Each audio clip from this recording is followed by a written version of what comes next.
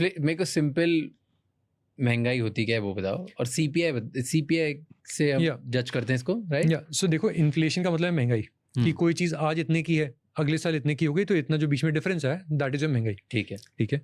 अब कुछ चीज़ें जो सस्ती भी होती हैं, सो फॉर एग्जांपल एक टीवी अगर आप उठाते हैं, टीवी 1990s में जितने का आता था आज इतने का आता है, बहुत ज़्यादा प्राइस करेक्शन हो गया, टेक्नोलॉजी लेड प्राइस रिडक्शन हुआ। सोलर पैनल आप ले लो, रिडक्शन हुआ, बहुत चीज़ लेकिन महंगी भी होती जाती है। ठीक है। आपका एजुकेशन या फिर आपका खाना पीने का खर्चा, Health. आपका हेल्थ केयर हो गया, और बहुत सारी चीज़ें होती हैं, हमारे कपड़े हो गए, महंगे हर चीज़ के रेट बढ़ते जा रहे हैं, राइट? तो बहुत सारे एस्पेक्ट्स होते हैं। ठीक है। लेकिन दिक्कत कहाँ आती है, हमारी सरकार डिफाइन करती है कि बॉस अगर आप ओवरऑल इन्फ्लेशन देखें, महंगाई, उसको एक नंबर में आप आखिर कैसे पिरोएंगे? इतने सारे आइटम होते हैं, और ज़रूरी नहीं है ना कि आप जिन चीज़ों पे खर्चा करते हैं उस पर मैं भी करूँ, तो आपके लिए महंगाई अलग होगी, मेरे लिए अलग है। कैसे करेंगे?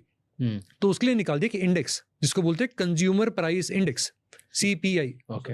CPI यानी कंज्यूमर प्राइस इंडेक्स। अब उसको कैसे कैलकुलेट किया जाता है? उसके अंदर क्या किया गया, एक एवरेज इंडियन के हिसाब से। अब एक एवरेज इंडियन इतना वेल टू डू नहीं है, एक एवरेज इंडियन के हिसाब से वो क्या खाता पीता है, क्या सर्विस कंज्यूम करता है, उस हिसाब से आपको एक वेटेज दे दिया जाता है अलग अलग चीज़ों को।